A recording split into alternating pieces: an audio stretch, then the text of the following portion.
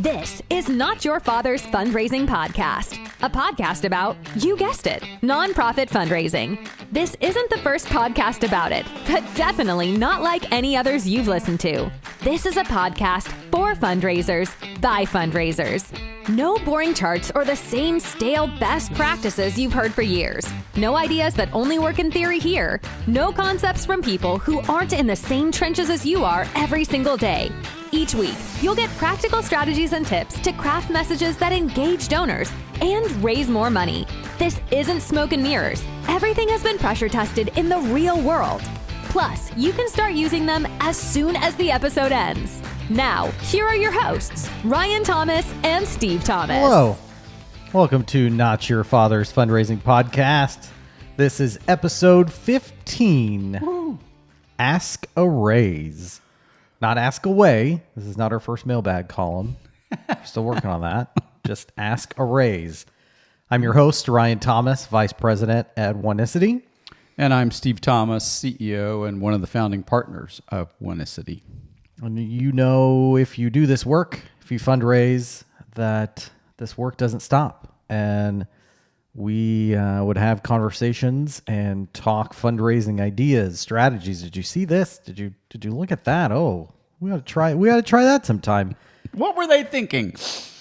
And we wouldn't be in the office. We'd be at a friend's house or at a barbecue or at a family event. And turns out not everybody's as interested in fundraising. No, not everybody's as interested in that. And you kind of get ostracized, and all of a sudden you show back up and you're at a table off in a corner. By yourself. So we just took that table that they stuck us in a corner. We put a couple mic stands on it, and here we are. So we just started the podcast realizing we already had one. And if you were paying close attention through that rambling intro, you may have noticed that we share a last name. Ideally, now you get the title of the podcast. Maybe you don't, and that's fine as long as you hit subscribe. We don't really care if you get the bit. And give a 5-star rating. I give a 5-star review. Or 4.5. Yeah, that's good. North of 3.5 we'll take. That's really what we're looking for. Okay. Above average. Yeah, I would say. That's an 80%. Yeah, that's good. And we both work at Oneicity, and we are fundraising and marketing for nonprofits, and that's what we're focused on. That's what gets us out of bed, and been around well over a decade. Yeah, that's usually your line. You keep saying just barely over a decade, and it's like, dude, those early years weren't easy I gotta give credit. Yeah, we're gonna do a separate counter for how long I've been here, which is coming up on a decade, but we're not quite there yet. Like 7 minutes. See that's how it works. Is the time you spend on it, you think about those as bigger years than the time that went before you. Isn't that funny? That's like a dog ear thing. Yeah. Anyway, we both work at Oneicity, ONEICITY.com. Get close, and Google will help you. However, when you email us and send us your question at podcast@oneicity.com, you need to get that exactly right. The email servers and satellites actually care how close you get. No kidding. Any questions, any feedback, we get it. Nobody liked you at barbecues. Or, hey, you guys ought to talk about this. Stop talking about Ask a Raise, and I really got to know about this. Would love to know that. Yeah. Or trying to solve this problem. Whatever it is, feedback, good or bad. Yeah. I've been told we have to take bad feedback as well. We do. And send that to podcast@Oneicity. We'll grow. Yeah, safe place. Yeah. Trust tree. But wherever you're listening to us, give us your 5-star review, 4.5, 3.5, fine. But give us a review and a 3.5 and above star rating, and that helps us in the algorithm and get in front of people. Yeah, it's a free way for them to give back. That's right, and we will validate your choice to do so. Absolutely. And then not come around and ask you for a second gift. Yeah, one review's enough. We're not going to ask for we're not going to ask for a second one. Yeah, one review. That's all we're asking for. That's all we're asking for. One good review. So we can finish this podcast episode on firm financial foundation. Oh, that reference is back. That's last. Was that last week? I think that was last week. Yeah, agreed. But first, our first segment we try to do regularly is mail call, taking a real life example of something we've encountered in the digital space or in email and breaking it down from a fundraising perspective pretty quickly. I'll go first because mine is pretty interesting. Disney Plus. We'll be the judge of that. Well, yeah. Okay. If you disagree, send podcast@oneentity.com. I saw an email, or it was one email from Disney Plus, the big streamer. Right. When you got young kids, so you are all over that Disney Plus. I am Plus all over Disney Plus. Right. However, I'm also all over Disney Plus because that's where you can find The Mandalorian and all your Star Wars stuff. Yeah. Yeah. But there was an email from them introducing a feature that they have called Group Watch. Oh, that is so much fun. I don't know anybody to watch with, but I don't either. But it's a feature where you and at least one other person, I think up to 4 or 5 people at different, I was going to say houses, but I guess theoretically you could do it through your house. Different screens can all watch the same thing at the same time. Are you seeing other people on screen or no? The only time you see is if someone pauses. Oh, so someone can pause it and it'll say, Ashley paused the episode. Okay. And then I'm not sure how it works. I haven't really used it, but the email was wanting me to use it, and using The Mandalorian season 2 coming up as a way to kind of entice you to do that. But what got my attention is they had 2 calls to action buttons, or 2 call to action buttons side by side. Yeah. And not for the same thing. Oh, interesting. And one, if you've gotten emails from them, one of the ways they teach your brain, I kind of like it because it gets into a pattern, but their call to action buttons are almost always a standard blue, whatever their Pantone is that they use, with reversed out white text for whatever the call to action they want you to do is. But the one next to it was a black background, reverse out white text, but a thin border around the oval of the button. In Disney Plus kind of uses a gradient as their color. Yeah. So it kind of goes from teal to blue, and that gradient was the border of the button. One button said start streaming. The primary was start streaming. So just go straight to it, right? The second one, this ghost button, said try group watch. Oh. So they're trying, and they both went, at least when I clicked later, they both took me to The Mandalorian. Okay. I believe what they're trying to do, and I would love to know which one got the clicks. They're trying 2 ways to get me into the app. Yeah. Even if at this exact moment, I mean, the odds of somebody reading it and be like, oh, me and 3 friends were just about to start. Okay, I can use Group Watch right now. Nobody can use Group Watch in this moment. Exactly. But if they can get me into their app right now, that keeps Disney Plus top of mind for me and keeps them an app that I will renew next month, or not. I'll make sure it doesn't lapse. And okay, maybe you're not into The Mandalorian or you want to let it stack up, but maybe you've got to see how this new feature works. Does it work as well as they say? Okay, I just got to click. Let me see how it goes, what buttons or screens I run into. And while I'm in the app, I'm still top of mind. They got what they wanted. So interesting. Yeah. Normally, anybody will tell you best practice is have 1 call to action. And if you're going to have 2 calls to action, they need to be the same thing. You just have buttons at different parts of your email. Yeah. So to have 2 right next to each other, I was riveted. Worth a try. Yeah. So give it a try. So what's yours? So I have to say, we don't, and in a previous episode, we revealed we don't rehearse this, which I'll just say. I think in our first episode, we revealed we don't rehearse these. Just observation, right? So mine's a video thing too, video streaming thing, but it's Netflix. We're duking it out. So, okay. So this Sunday, I watched the French Grand Prix. And what's the name? And what's the name of the track that was this? At the Circuit de Paul Ricard. There you go. Very nice. Yeah, I was trying to do it Paul Richard, and I knew I was wrong. So my French is rusty. So because of you, I am into Formula One, and I am not a European rich dude. Okay. Which is what neither of us are European rich dudes. Okay, but my bona fides. My point is, I never thought I would find that interesting. But the gateway drug into Formula One is Drive to Survive. Yeah, a Netflix reality show where they did 3 seasons of. Or they have. It's an ongoing thing. That they're basically embedded with a couple of teams at various points, and they don't assume you know anything about Formula One, but they're not concentrating on the cars specifically and the racing and how fast and all, what kind of tires they drove on.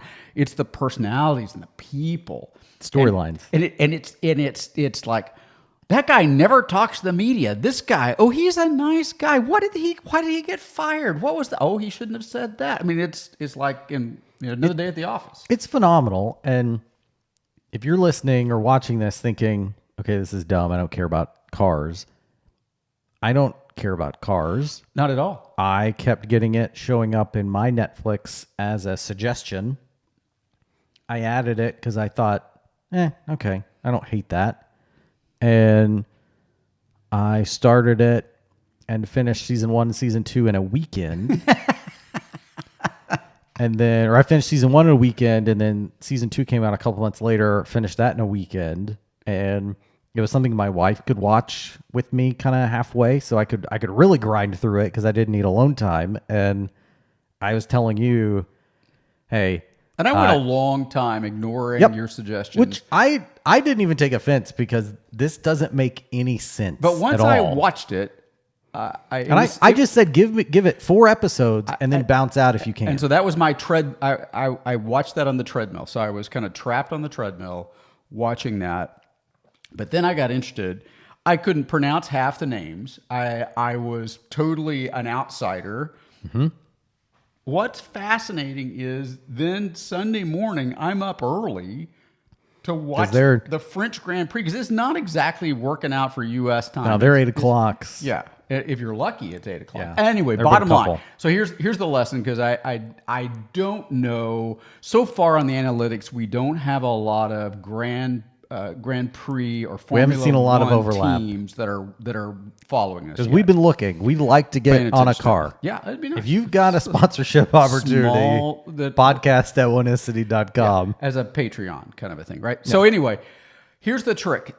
What worked for them was behind the scenes. They pulled back the curtain.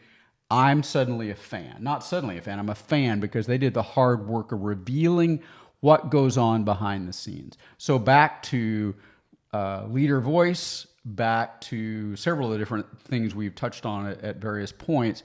The more you allow someone behind the scenes, allowing them to know what goes into what you do, the more they will engage.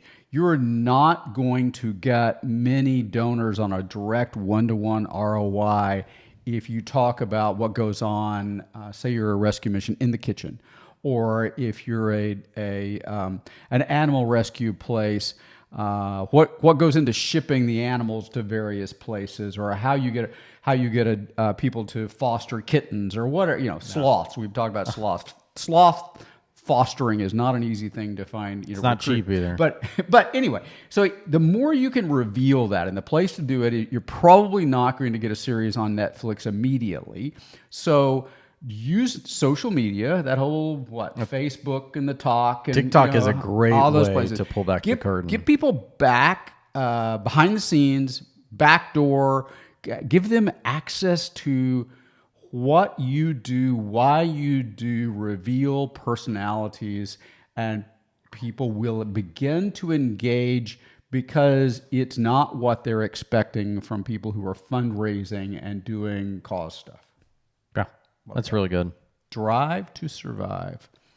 If we get enough Patrons, we're gonna have a separate vertical, a spinoff We're going to talk F1. F1. Yeah. Oh. That was a great race. It was really good. It's all about the tires. It is always about the tires. Early pit stops. Early pit stops. I can't believe I know this stuff, right? It just becomes so weird. Yeah. So there you go. Next segment is not car related or Netflix related. You haven't seen mine. Well, no, you don't usually do 2 in a row. It's something you should be doing if you're not already, which harkens back to our payoff in some of our posts and in the intro of you can use things from this episode pretty immediately. And you should definitely finish listening to the episode. But as soon as we're done, you can put this into practice. So you can go first. Okay. Assuming you're not in a one-person shop. Okay. So if you've got multiple people in the nonprofit that you serve, locate the person who has been there the least amount of time, who has zero seniority. Who's the last one in the door? Last one in the door. And then fire them. No. Gosh, no. That's something you should be doing if you're not already. Yeah. So we're looking for the intern. We're looking for someone who's just hired. And the part that occurred to me was I was on the phone with somebody who was weirdly enough kind of checking out to see if we might be a good fit to serve them, and we were just kind of doing the stuff you chat about, and we got through the call, and then I said, "Hey, you got this thing on your website?" Because I had done my due diligence ahead of the time. Yeah, I could learn about them. And so I was like, I don't understand what this is about. And the person I was talking to is brand new in her job. And she said, I've been telling people, nobody knows what that is. Oh, my goodness. And she said, but the CEO, he thinks everybody understands what that's about. And so Curse of the Insider. Curse of the Insider. But the easy way around that, now you have to understand you're going to wade through probably a lot of stuff that's not helpful from someone who's brand new, because often someone who's brand new doesn't understand enough to be really helpful. Because as the old guy, I'm just got to say sometimes that's not helpful. But if you can get one insight that just helps you with the Curse of the Insider, that is back to, you can't read the label on the jar you're in. Before someone has been in the jar a long time in your organization, get them to tell you what they see, what language they don't understand, what are some of the problems. And you can also apply this to the rest of your internal. Why do we do it this way? Exactly. Why is this process this way? Empower your people to ask questions, but also we tell them, ask all the questions, evaluate our processes when you're new. But if we tell you we just got to do it that way, don't keep poking. Yeah. If Steve says we got to do it that way, then just fold up. More if Chris says that. But whatever. Mine does carry on a theme. Wow. So mine is, even if you are a one-person shop. Okay. Good. You can do this because you probably have a friend. Hopefully. If not, it's sad. If not... email podcast at Winicity. We'll help you out. We'll be your friend. We'll help you out. The same person shouldn't be proofing or doing quality control on your emails. Or anything. Yeah, as who writes it. Yeah. And that is so hard when you're all by yourself. Yep. Or when you're small. Yeah. Reason being, our brain knows the intention. If I wrote this and I'm rereading it, and I'm proofing it before it hits inboxes, my brain knows what I wanted that to say, and to save time, it just fills it in for me. And I look at that, yep. Oh, wow, I spelled everything correctly. This is awesome.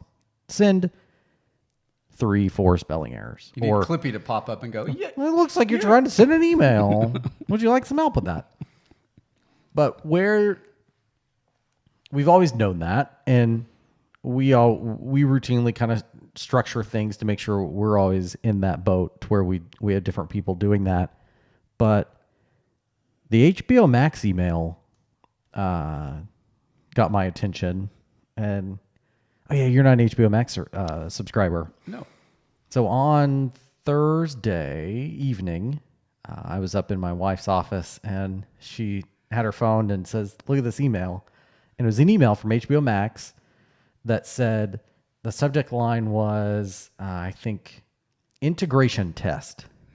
Oh, I read about this. And the body, by the time you're listening to this, you know about the HBO Max email, but the body like had one line. The body said, "This is the template we'll use when we're integrating with other content." And that was the entire email that went out to maybe thousands, hundreds of thousands. Whoever subscribes to HBO Max got that email. I read about that. And I had her save it because as a reminder to us, and later this week I'm sending it to our team, just to remind that even the biggest companies with the biggest budgets, more people to throw at any task. That was the one they blamed on the intern too, right? But it sounds like, and I haven't followed it as closely because again, after Thursday I went down the F1 rabbit hole for the weekend.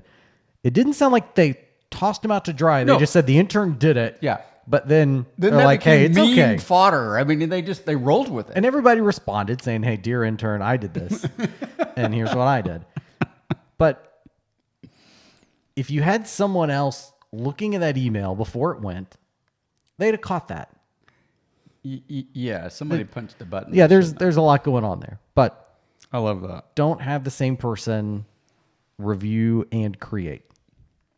Disney Plus would never do that. No, they wouldn't. Especially not with Group Watch. They probably use that Group Watch as a way to edit the emails. Okay, everybody use Group Watch. Let's review. We're gonna group QC. We're gonna review the October email number 3. We're pitching Boba Fett. Okay. All together now. Well, we need to find another Boba Fett. That photo's not so good. All right. So we become very exclusive because it's all Mandalorian and Formula One. Yeah, when you put it that way, we seem kind of hoity-toity, but actually, we're really not that way at all. We're just out of touch. Yeah, we just really go deep on the few things that we're into. Small lives. Okay, sorry. When you meet us, if you meet us, you'll realize we're not. We're exactly that way. Yeah. Do you know the word bougie? I do. Okay, because we're not bougie. I've never seen anybody use until you're the first person I've seen. Ding ding. I've never had anybody use it before. Because it's one of those one of my things is to try to not appear as out of touch. You want to be hip? You want to be hip. I can't be hip. I can just not be out of touch. There's a big difference. Okay. I'll never be hip. Okay. Come on, but I can at least be slightly not out of touch.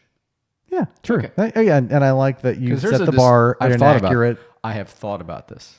Okay. Yeah, you put a lot of thought into it. Another thing you should put thoughts into. Here we go. That's a segue. So you say. Is ask a raise. And on previous episodes, I'm not going to get the numbers right, so I'm not going to try. We've talked about asking. And we know, and we know, and we've talked about it, matters how you ask donors to give. But does it also matter what you actually ask that donor for? I'm Ron Burgundy. Was that a real question? Is it to me? Yeah. It doesn't matter what we ask for. If we craft an awesome ask to Mr. Donor, are we done? Doesn't matter how we. Doesn't matter what we're asking for. So yeah. So.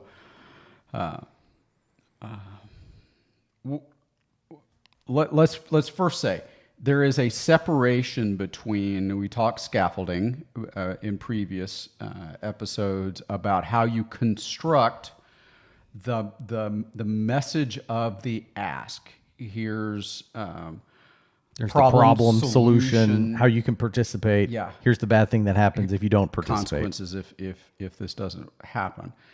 Outside of that is if you've done that right, the donor is leaning forward saying, oh my goodness, how do I help with that? What do I do? Okay. The meme of here, take my money. Yeah, exactly. And so the opportunity there is is the call to action. Part of the call to action is give now, click, right? Or, yep. Back to your earlier. Try Group Watch. Yeah. It's like give us a group. So So one of the things that has been tested through time, and this is one of those real things, not an urban legend in this business, is that if you allow people to just in a vacuum, no guidance, and people just pick what they're going to give, Like how much? Yeah, how much they're going to thank you, how much they're going to give. That can be all over the map. You will not get a consensus. Some people will give in incredibly generous amounts. Other people will give the $3 they think you need. And in both cases, both might love you. Exactly.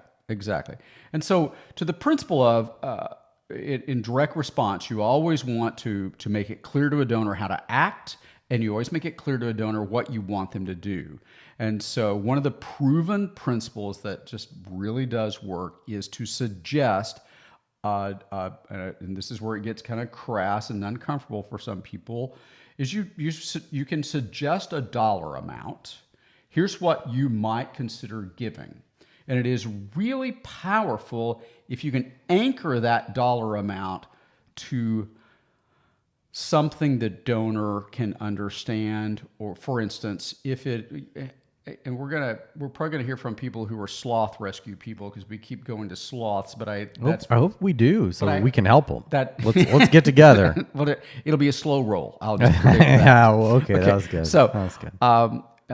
Let's just do that because that keeps us out of the arena of anything specific. Is just say, in sloth rescue, it cost us $42 a sloth to rescue them, get their nails trimmed, their tongues pinked up, and put them back into a sloth home. $42, all rolled up. Would you consider providing a month of sloth care for $42 or $42.50 or whatever it is?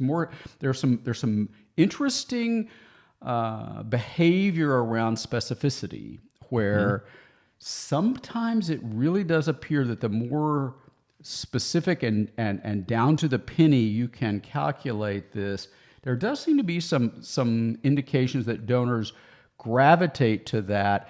Even if they don't actually use those numbers, that specificity rings true as that must be very concrete, very clear.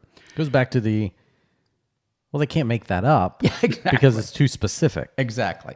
And we're trying to ring every bell, use every lever to influence the behavior, not to manipulate, connive.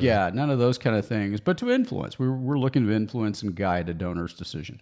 And so that can make a significant difference. We've tested, we've done a lot of different things to validate that. And it seems that, and it makes sense to me, that donors respond to that. And then that allows you to say, and say our anchor point is the $42.50. I've already forgotten what the dollar amount was. That works. Then you can say, would you give one night, would you, or month, I made that up, but I can't remember which I did, or would you do for two at $83? However that calculation works. And so you can give people a range. And to your question, ask array is one of the terms we use and others use, of the presentation to a donor, typically in direct mail or in email, sometimes on a landing page or a microsite, sometimes on a straight up giving page, to give them some options to make the decision based on how moved they are, their financial position, what they're willing to give. It just allows them to be able to kind of choose for themselves. And we want to guide, because back to your point, what we do not want to do is just say, all right, here you go. Yeah. Give us some money. Yeah. And in guiding that decision and action, having some suggestions, even if what the donor is going to give isn't one of those suggestions, it helps make sure that they do all they can. That's really not a good way to word that. Yeah, I would say that they have a feeling, an impression They have the conviction of what they're doing. So, for instance, I drop $100 in, and I have none of this ask array around it.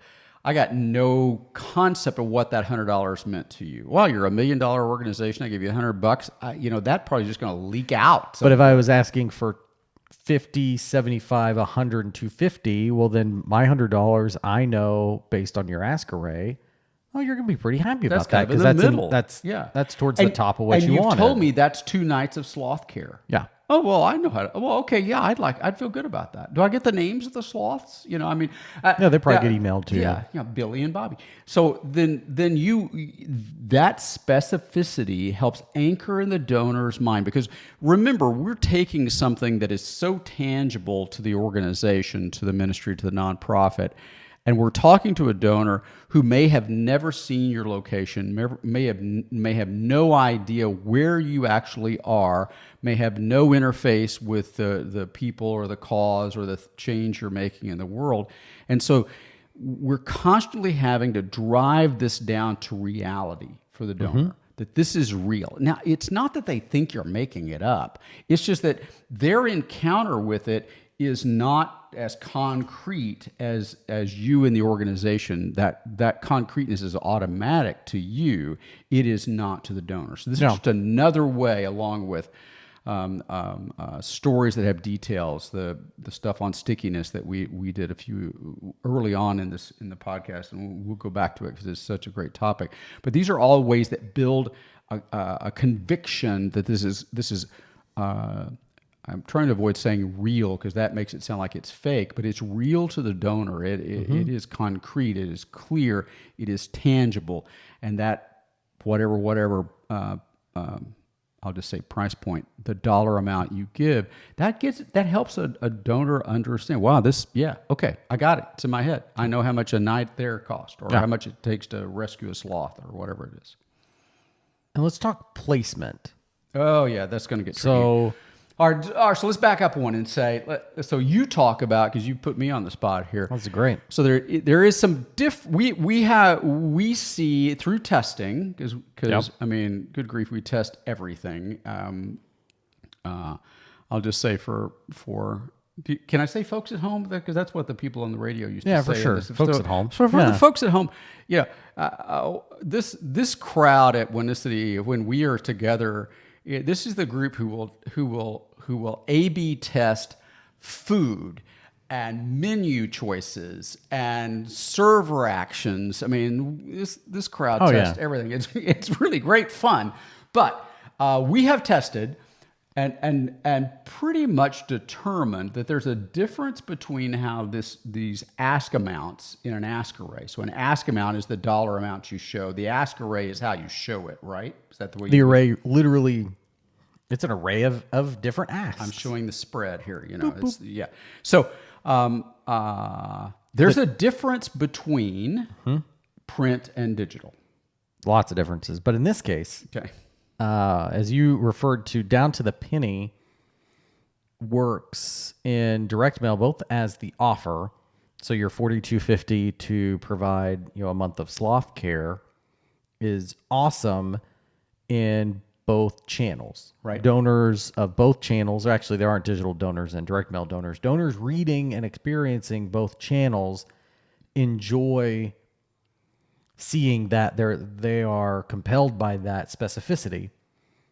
Where the difference occurs is when you get down to the actual ask array, where you have the different dollar amounts for a donor to choose from. Right. In direct mail, you've gone usually down to the bottom of your letter. It may be a response device that's elsewhere in your envelope. In email or digital, it's a separate part of the page. It's a donation page. Somewhere there's a form where you want them to hand over their credit card number. And in that section, we've tested this a lot, and other people have tested it. It's not just us. Don't just take our word for it. But we're right. We are. Rounded amounts, meaning, taking your example, $50 would be kind of the core offer I would do in the Sloth Corpse donation page. Not $42.50, not multiples of that. So I do 50, 80, 125. Round, very, very round numbers. And not round in the mathematical sense. Oh, true. Thank you. But no decimals. Yeah. Not out to the penny the way we would typically calculate in direct mail or analog world. They're to the dollar. Yeah. And usually 0 or 5. Yeah. And another difference, and we're gonna go back and forth in how you lay them out. Where do you put these things on the table? In what order do you put everything? In digital, the best way, again, we've tested it, other people have tested, is small, medium, large, in that order. Right. Either left to right, top to bottom. Yep. However, that's the visual presentation. Correct. 25 to the left or 25 up top, 200 all the way to the right, 200 down at the bottom. Yeah. Gotcha. But XY axis. not getting into that. But in direct mail. Episode 7, we had a XY axis moment. As Okay. I recall. Oh, good for you. Yeah. I just made that up. No one's going to go back. That's true. Nobody goes. I'm not even going to do that. So I'm going to volley back to you in direct mail. Do you do the same thing? Oh, well, that's interesting because we have determined, again through testing, that while it'd be logical to do low, medium, high, as far as the amounts. Correct. Left to right, up to down. Yep. Right. The one that more people pick than not is whatever is in the middle. And that isn't just in the nonprofit direct response space. That's picking at the grocery store. There's social science. Next time you're at the cereal aisle about that. Look at the bottom Yeah. row, the bottom shelf of the cereal And the aisle, the top. top shelf, and then look at the center shelf. Yeah. And look at the price points of everything. It's not just eye placement. There's something that happens in our brain, and I don't know why it works differently in digital, except in our experience it does. Okay, so just saying that. So, and it could be the way digital is processed in our brains, but that's another podcast. So, so whatever you would really want someone to choose, put it in the middle. So the way that works is you might do, say, 100 on the left. Let's assume we want the high. Yeah. Let's just say we want all their money. Okay. Well, okay. It's so crass. Sometimes to we say act that. benevolent, Let's just but say it's best for the sloths if people we give save as more. many of them as we can. Exactly. Okay. So All let's right. just say that. So let's say our ask array is 100, 150, and 75. You can lead with 75, put your big one in the middle, and whatever is the remainder on the end. And brains do something interesting where they gravitate to the middle as the middle amount, even if they know it's not. This happens over and over and over again. So you can trust me or not, but that's just You can Google. Google I mean, it. Yeah. And then email us when you feel bad for Googling and doubting. Yeah, here we go. I repent. You were right. The other thing that is interesting is you do not want to give 7 choices. Correct. Because there is another phenomenon called paralysis of choice, where the more choices you give, the more time people think about it, and the less likely they will do anything. So in direct mail, what's the magic number? 3. 3 and a $sign blank. We're going to talk about $sign blank. Yeah, in a okay. minute. I'm just saying. Oh, And that's still 3. one of my options is $sign blank, which means I have 4 options. But Technically. of the pre-selected choices, there are 3. Which means I'm right. Correct. Okay. And there's a middle. Okay. In digital, that we've only done one test of these, but it was pretty conclusive. The sweet spot in amounts, both in a drop down where you click a field to then get all your amounts and you move your mouse or your thumb and you choose one, or if you've got different buttons corresponding to a dollar amount, 5 is the magic number. This blows my mind. However, I don't know this, but my theory is that both of those have a middle. Oh, that makes sense. Even though in digital you're not picking a middle, It has a middle. There is a middle. I think because when you think about how a 5 as patterned pentagon list, I mean twos and one, it kind of makes sense. Yeah. Now, we had a client who had a very complicated offer for a little campaign and ended up with 7 in one point, and that didn't do well. Nobody listens to me. And it had the year before when we didn't do 7, so this would not pass the Lancet or New England Medical Journal, but Journal of Medicine. But 7 is too much. 5 is enough. 5's plenty. 5's a lot. I always kind of get the whole that's too many when I see those. But test. Don't do less than 3. Don't do more than 5. Yeah. Well, how about do this? 3 or 5, and make sure there's always a middle. Yeah. Or test it for yourself.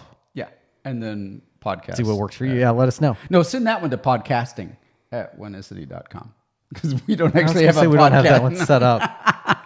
You're going to get a bounce back. So let's talk about $blank. Okay. So $blank is actually where you put a $.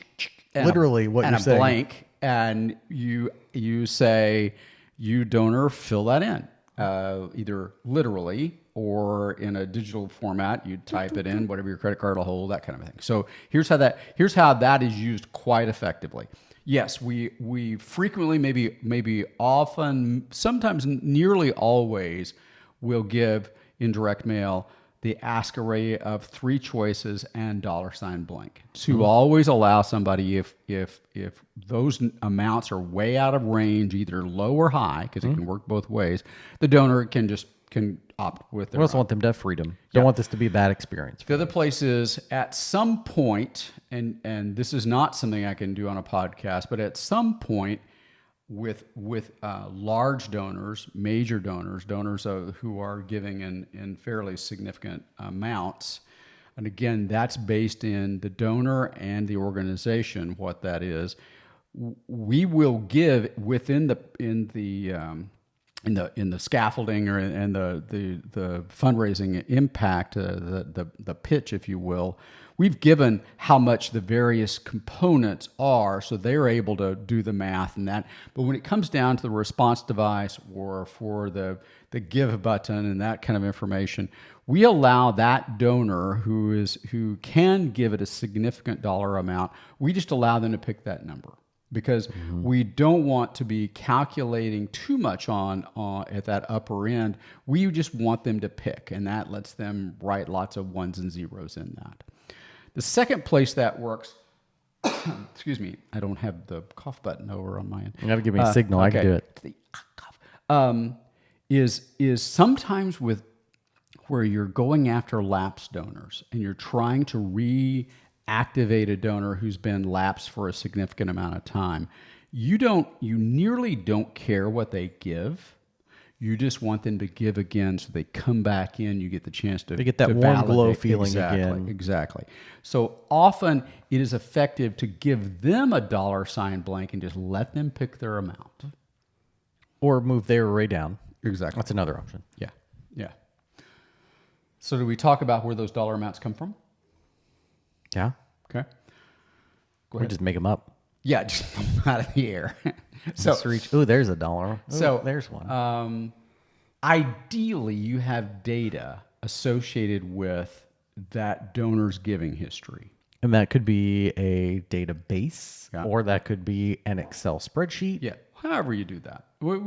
That's another thing we got to talk about at some point is donor data. But so you can calculate that off 2 kinds of 3-letter abbreviations: SLG or MRG. SLG or MIG. Yeah. MRG. Yeah.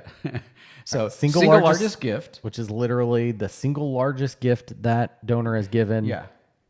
And however far, either all time or in your reporting period. Yeah, you can do ranges, and then most recent gift, which is again shocker. It's exactly their most recent whatever gift. Their dollar amount with their most, and you use that to calculate how much you're going to ask. But wait a minute. So single largest gift and most recent gift are both $1 amount. But how do I? Yeah, but I got to have 3. You calculate above and below it, you calculate it around your Sloth night cost or whatever increment you're using, and you use that as your basis to calculate. So say the okay. So let's talk about the one we're targeting, whichever one it is 125. So here's the way it works: is if you calculate off single largest gift, you will get more larger gifts, but you probably will get a few less total gifts. In other words, the dollar amounts will always be a little higher, but less gifts overall. But you'll get less gifts overall. Makes Most sense. recent gift, you're going to get more gifts, but they're going to typically be a little less high. And so, otherwise known as low. oh, well, true. Okay, yeah, that did work out that way, didn't it? Okay. Well, smarty pants. Technical term. You finished that up. I don't, I clearly You take that number and you decide, do we want to go 80%? Exactly. 100% of that, 125. Okay, get those numbers. Now round to the nearest 4250 of my Sloth. Yep. And boom, toss a $ blink on it. You got an ask array. So because we don't know who's listening, right? And we don't know their situation exactly. So here's what to do. If this makes no sense to you whatsoever, and it's like, how would you ever do that? Here's what you do: is you calculate as if you don't worry about single largest or most recent. You just calculate off of what your dollar amounts are for whatever you're asking the donor to participate in. If you are an organization that, you got donor database. Not only do you have a donor database, you have people who manage it. You got people that they're like, yeah, I can do MRG and SLG. I can do any of that. No problem. Then begin to play with the ask array. Look at what you typically do and nudge it up 5% or 10%, whatever makes sense, all across the board. And then look for results of how donors are responding. So, wherever you find yourself, whether this is a little mind-boggling to talk most recent gift, or it's like, duh, there's a place for you to tinker with ask arrays that will change the game, not only for your dollars, but here's the magical part, is donors respond well when you ask in a logical range that fits them. It is not just about you and not just about your budget and making the CFO happy. Donors appreciate the fact that you asked them for a dollar amount that not only makes sense to you in the ask, but makes sense to them in their behavior. And they will respond. They're never going to say, thank you so much for asking the right amount. I wasn't going to give. But because you asked in a way that was... But they will respond because it fits them. Without knowing it. Oh, yeah. And again, going to... we want to keep them feeling, not thinking. And going quick, not having friction. Yeah. If it feels good, if it feels comfortable, if it fits in their brain, they're just moving down the track. Exactly. And in digital, you come up with those numbers because, again, you can't do it by donor, usually, unless you have a really custom, complicated coding on your site and you can track people.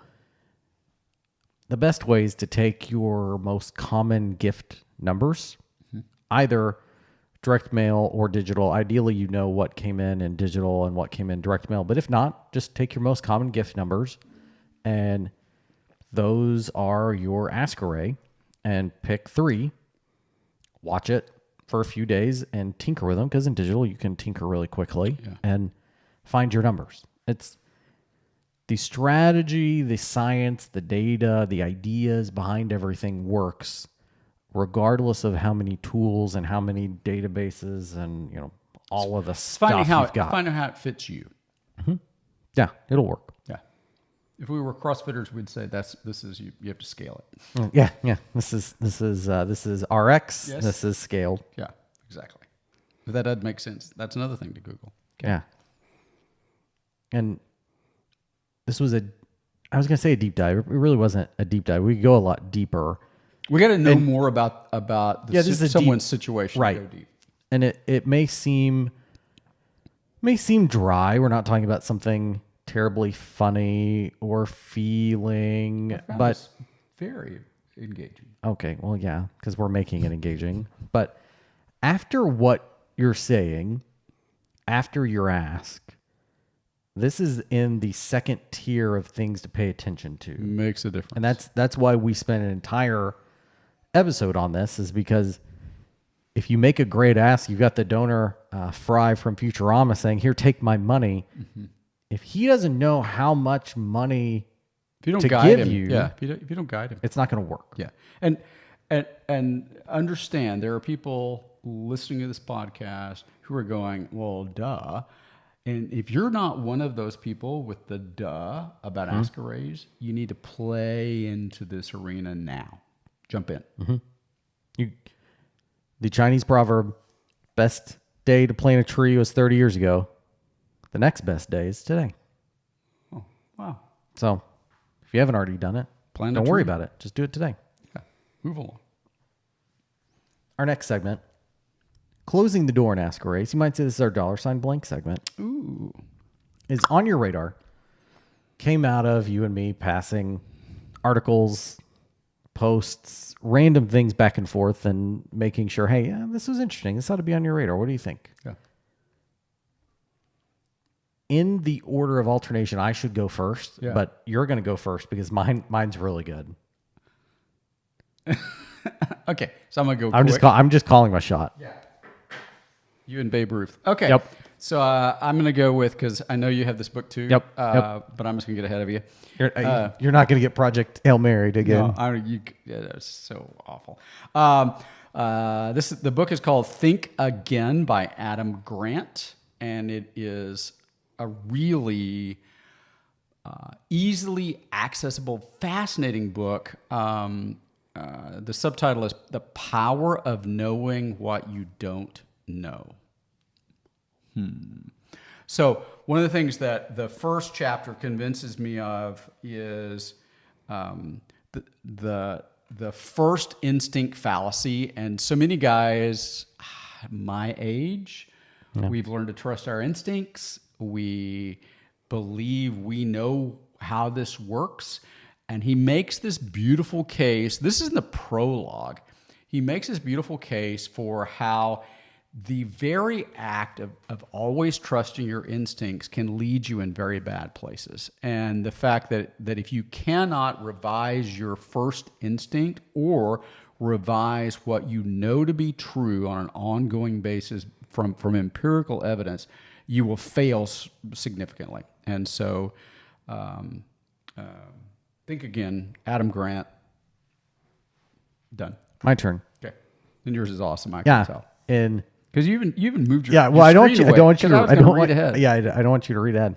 In less than a minute, tell me about placebos and the placebo effect.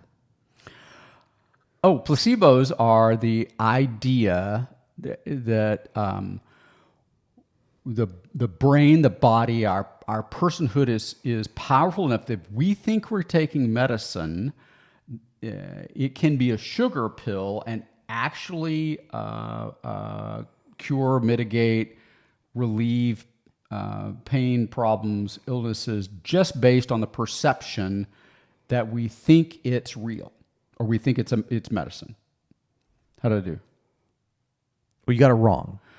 Oh, man. So that used to be what we knew about placebos. So, well, that stinks. A researcher, had been trying to treat and cure IBS, irritable bowel syndrome, right, for years, and he was frustrated. And he knew placebos work. Yep. I mean, we all know that. You know that. It's been proven. It's amazing what placebos will do.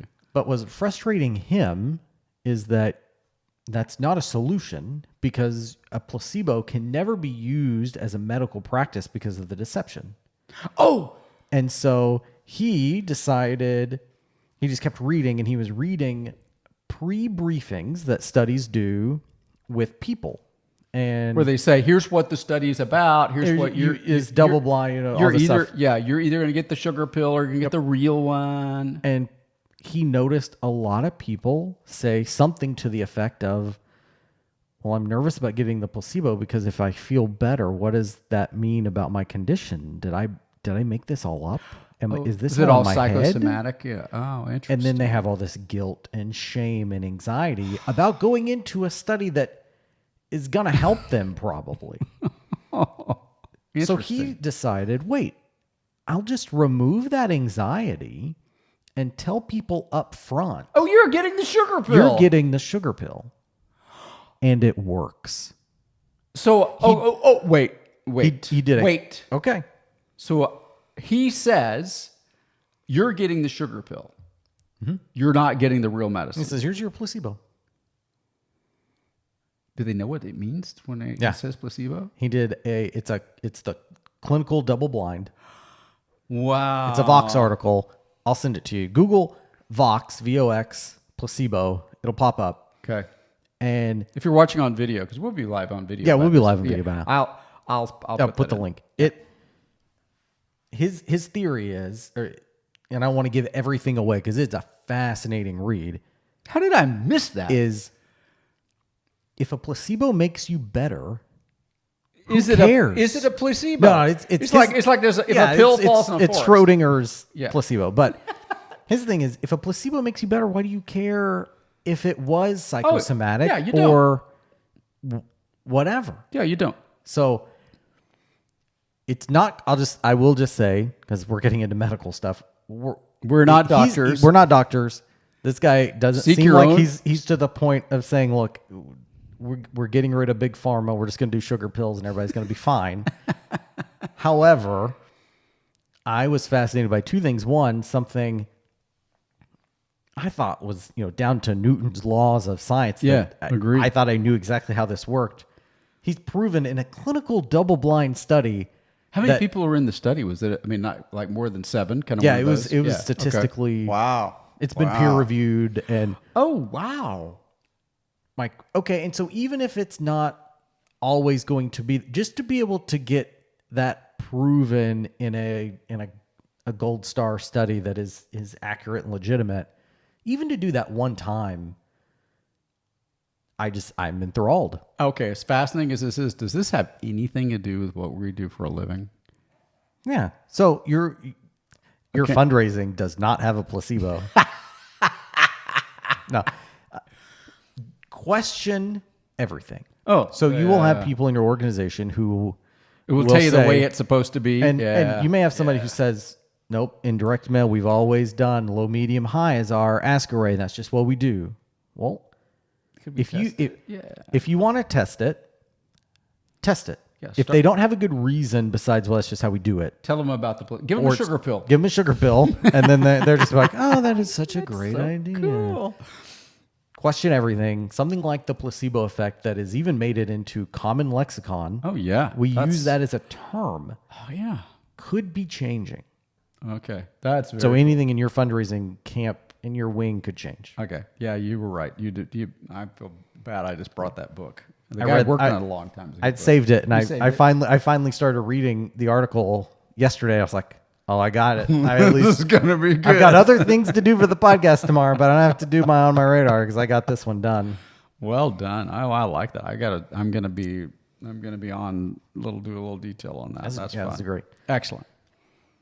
Well, this was episode 15, Not Your Father's Fundraising Podcast. I'm Ryan Thomas. And I'm Steve Thomas. Send us your questions, your comments, any placebo feedback we will take to podcast@oneicity.com. Wherever you're listening to us right now, give us at least a 3.5. Do something nice. You'll feel better. Give us either 4 stars, 5 stars, or 3.5 stars. Yeah. Up to you. Or star blank. Star blank? Oh, don't do star blank because that would be 0. Don't do that. Don't do that one. Okay. On our next episode, we're going to talk about how fundraising on QVC can have a big impact on your next fiscal year. Buy this today. Yeah. I like it. I'm Ryan. I'm Steve. Thanks for listening. Thank you. Thanks so much for listening to this episode of Not Your Father's Fundraising Podcast. If you've enjoyed the show, please feel free to rate, subscribe, and leave a review wherever you listen to your podcasts. We really appreciate that effort. Tune back in next week for another fresh episode of Not Your Father's Fundraising Podcast.